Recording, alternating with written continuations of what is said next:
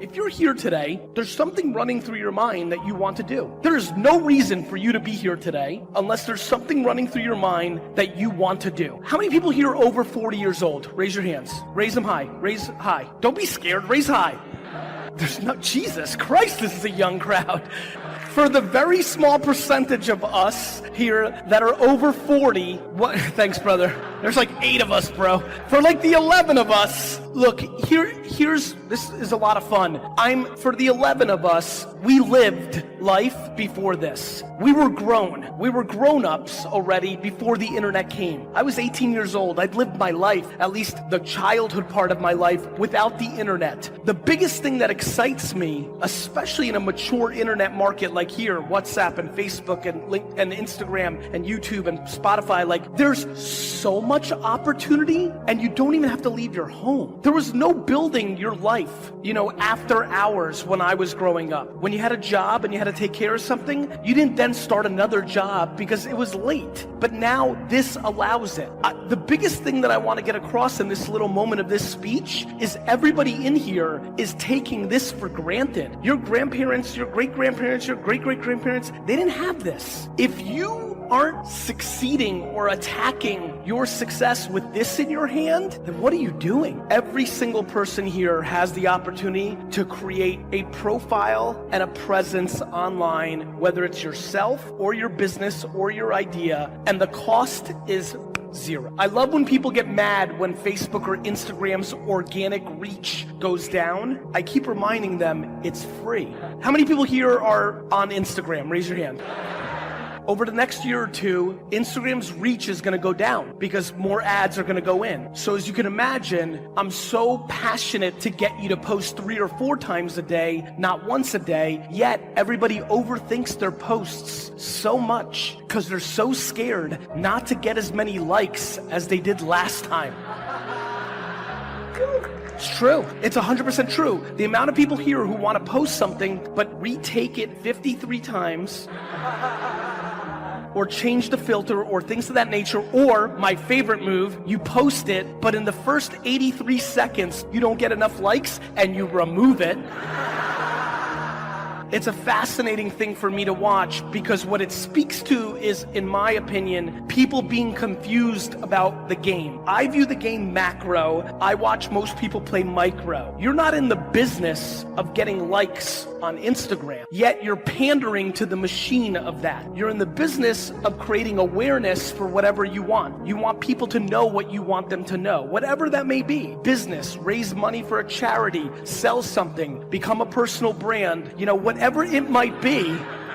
Whatever it might be, that's what you want, yet people get so caught up in the semantics. Listen, what I can tell you from my career is this repeats over and over and over again. In 2006, I started one of the first YouTube shows, period. It was the longest show on YouTube when I launched it. YouTube wasn't even a year old. I sat in front of a camera and I drank wine for 30 minutes and a lot of people watched it. A year later, Twitter came out and I was one of the first people to move on that. I invested because I got smarter at that point, but I also was one of the first people to amass 1 million followers on that platform. Before I did YouTube and Twitter, a year or two earlier in America and many other parts of the world, MySpace had won and dominated, and there were people that won on that platform. If you pay attention to what happened on MySpace, if you pay attention to what happened on YouTube, if you pay attention to what happened on Twitter and then Facebook and then Vine and on and on and on, it's all the same game. In the beginning, if you move quickly, you can get more attention. Most people get frustrated that they aren't first and then they don't go all in because they think they missed it. However, winning on these platforms is a game of being better, not first. Being better comes in 2 ways. This is where it gets very important, my friends. Being better on putting out content only comes out in 2 ways. Either entertainment, right? Or information. If you are putting out content on these websites and trying to grow, you want to succeed and build an audience, You either do information, you know what you're talking about, whether it's painting nails, business, wine, sneakers, hair care, I don't care what it is. You either know or you entertain. Entertainment comes in a lot of ways. This is playing out on Instagram. Entertainment comes in being funny. Entertainment comes in being musical. Entertainment and escapism comes in being attractive, being a model. It all plays. If you're lucky enough to have both, it gets really crazy. But if you do not do one or the other, you lose. If you go look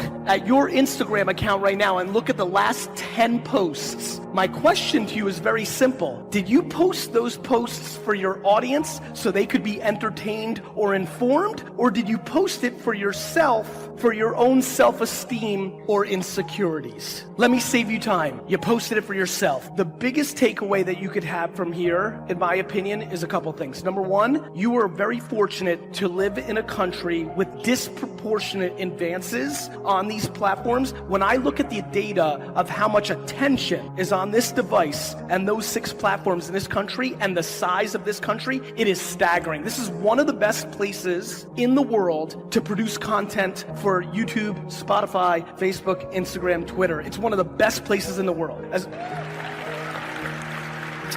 See, you did it again. You clapped for yourself. Oh, actually, fun fact, back to this amazing place and the internet and apps. I don't know if a lot of you know this, but I was actually one of the first 5 investors in Path, which was a huge app here for a long period of time before it shut down a year ago. So because I was an early investor in Path, and because this became the biggest market for Path 4 or 5 years ago, I spent a lot of time paying attention to this market from far away. And what I can tell you is this, the beauty of the people that live here, and there's so much, it's funny, there's so much amazingness, in the world that I see, how many people here consume my content? Raise your hands. Thank you. Thank you. So if you do, you have a good sense of me. You can imagine why I love Indonesia so much. All the love and optimism and warmth plays out here. But the biggest thing that I'm passionate about is getting people to be less insecure and care less about what people think, especially their parents, plays out here too. And so for me, it's a really interesting market to look at with trends and how people do things and what they respond to and who they follow and why. And so what I can tell you is, if you are capable to be strong enough internally to start posting on these platforms more truth, more your truth, you will see a remarkable return on that investment in this market. So you spend a minute each on those? So basically 3 minutes each, 3 1/3 minutes each, and we're done, all right? How many want to try it, all right? Then let's do it. So before you do, stand up. Shake your body out, and if you're gonna relax, the fastest way to relax is first push yourself to a high level of energy, then it allows you to drop deeper. So find a partner and go, I own ya. So I'm a guy, I appreciate every facet, every phase, what some may consider to be success, failure, opposition, ups, downs. I appreciate every facet of life, and I firmly believe that life is the greatest classroom, right? And when I encounter situations, my perspective goes to a place of, okay, life, what are you trying to teach me right now? But it wasn't always in that space until the year of 2006, when I was at the University of Tennessee pursuing this dream to go to the NFL, which I soon found out it didn't just stand for National Football League, it also stood for not for long. But when I was pursuing this dream to happen and manifest, in one moment, I lost everything I had been working for my whole life.